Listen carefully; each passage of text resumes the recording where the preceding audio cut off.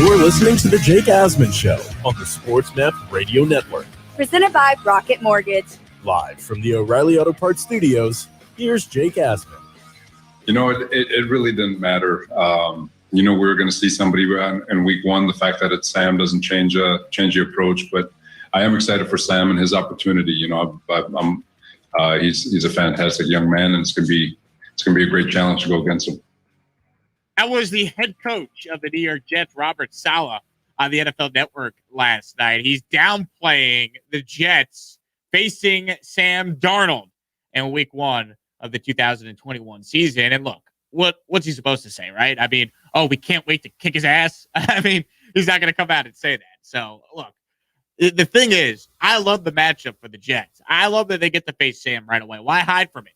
Get it over with. Move on. And it's a winnable game. A lot of people are talking about this game from a Jet perspective and saying, there's all this pressure on Zach Wilson. He's got to prove the Jets made the right decision in moving on from Sam and going with him. No, he doesn't. Zach Wilson could play terrible, and it would still have been the right move to draft him over keeping Sam Darnold, period. It didn't ever make sense to keep Sam when you had the second pick, and Sam was too much of a risk. So let's start there. There's way more pressure to me on Sam Darnold in this game than there is Zach Wilson. Sam Darnold's the one that's not the rookie here. Sam Darnold's the one that's in year 4. Sam Darnold's going to a team that believes they're a quarterback away from being in the playoffs. They moved off of Teddy Bridgewater for Sam. They think Sam Darnold's their franchise quarterback. They already picked up his 5th-year option, guaranteeing him next year $19 million. There's far more pressure on Darnold than there is Wilson. Wilson could have a bad game. He's still going to start the following week. He's still going to be a guy that is going to get the benefit of the doubt as a rookie quarterback. Yes, people will freak out if Sam plays well and Wilson doesn't, but it's a long season, folks. To me, it's not even a question. There is far more pressure on Sam Darnold than there is Zach Wilson week 1. Sam's playing on a team at home. Sam's playing on a team that thinks they're a quarterback away, and Sam's going into his 4th year. He's not a rookie. Maybe it's a different conversation. Like the Jets moved off of Sam after 1 year, like what we saw the Cardinals do with Josh Rosen. Right? Then maybe I could say, all right, well, Kyler Murray better play well right away if he's going up against Josh Rosen week 1. But we kind of know what Sam's been with the Jets. He's shown flashes, and for the most part, he left a lot more to be desired. Now, obviously, not all of it was Sam's fault. I've been the first, to argue that for, how many weeks on the show during the past year with Adam Gase? But, man, the idea that, Zach Wilson needs to prove he's the guy in week 1 because he's facing Sam Darnold, that's a bunch of nonsense. There's going to be pressure ultimately on both guys to perform this year. You want to see something from Zach Wilson, but come on. What are we doing here? Sam Darnold has less pressure in year 4 than Zach Wilson in his first career start? Sam's the one that's got to learn a new offense. Sam's the one that's out of excuses. See, if Zach Wilson plays bad, the excuse is he's a rookie. He needs more time. You don't judge a quarterback on one game. If Sam Darnold stinks against the Jets, what's his excuse? Oh, Jake, he doesn't have weapons. He does. Oh, Jake, he doesn't have a good head coach. You would think Matt Rule's the next Vince Lombardi, the way people talk about him sometimes. So, the idea that, there's all this pressure on Wilson and it's going to be a walk through the park for Sam Darnold. Come on. I get it. There's a lot of people that don't like the Jets and love to go, lol Jets, LOL Jets. Let's make fun of them at any given point in time. But there's way more pressure in this game on Sam than there is Zach Wilson. Am I off base here, Ron? Because I'm telling you, in New York yesterday, you would have been shocked by the amount of people that were like, this is a prove-it game for Zach Wilson. And we ignore the fact he's a rookie, and Sam Darnold's the one that's entering year 4 with the guaranteed 5th-year option already picked up before he's played a game with the Carolina Panthers. What I'm looking at too, and I know both of these guys both need to be the starter, but this is assuming that they're both starting the game. It's not a foregone conclusion that Zach Wilson's starting game 1. Now he should, because you pick someone at number 2 that most likely is your guy moving forward. So why not get his feet wet and jump all in? But you don't know. You don't know if okay, is he struggling out of the gate? I don't really see where there's pressure for either one of them to prove themselves. But if you had to compare the two, I think there's more pressure on Darnold than there is Zach Wilson at this moment. I think there's way more pressure on Darnold. And ultimately, what does this game all mean long term? Probably not much, if we're being totally honest here. Like, by week 2, it's going to matter how they play in week 2, not necessarily what they did in week 1. Like, let's just kind of call it for what it is. Like, my scenario was a fan of both Zach Wilson and Sam Darnold. How about they both play really well? And the Jets win. I'd be cool with that. I'm not rooting against Sam Darnold by any means. I think it's one of those things where it's like we're looking for a reason to like slight the Jets here, to be honest. Normally I'm just like, look, the Jets have been bad. They don't deserve the benefit of the doubt. But when I hear people, trying to come out and articulate that there's more pressure on, Zach Wilson than Sam, who's going into his 4th year, who's out of excuses for why he hasn't played up to, lived up to the potential of being the 3rd overall pick in the draft 3 years ago. I mean, come on. What are we doing here? What are we doing here? As far as other takeaways from the schedule, I mean, have you seen, some of the, matchups that we get in primetime here? I mean, I can't wait to get a little closer to the season and really start thinking about the nationally televised games and whatnot and, everything we have coming up. But the thing I said yesterday that remains true, the thing I always look at when I look at the schedule is who are the Thanksgiving games?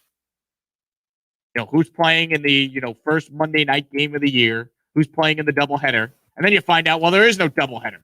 So that was kind of ruined for me yesterday. But we talked about it yesterday. We knew the Monday night game already. The Monday night game was going to be Vegas taking on the Ravens. The Ravens. So that'll be your first Monday night game. Now, the game to watch that, ESPN is probably, goo goo gaga for is the Aaron Rodgers-led Packers. Well, against the Kansas City Chiefs.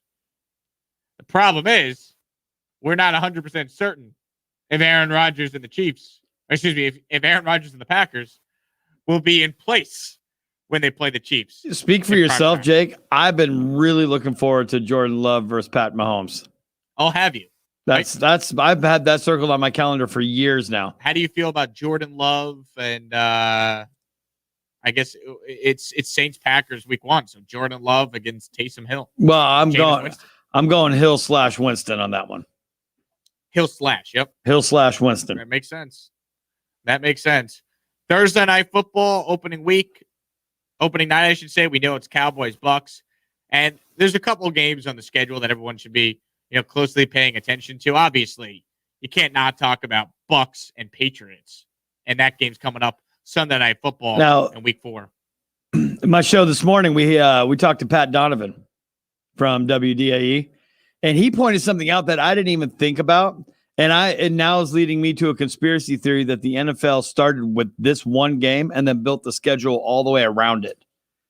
About Patriots hosting the Bucks in week 4, and one of the reasons why in week 4 is because there's a good chance that Tom Brady will be the all-time passing leader in that game, breaking Drew Brees' record. That is true. The pace that Brady was on last year, he's about 1,100 yards away from breaking Brees' record. So he's in line to do it against the Patriots in week 4. So I think you're right. I think that maybe did come into account. My conspiracy theory is that was the first game that they put down on the schedule, and then they built the rest around it.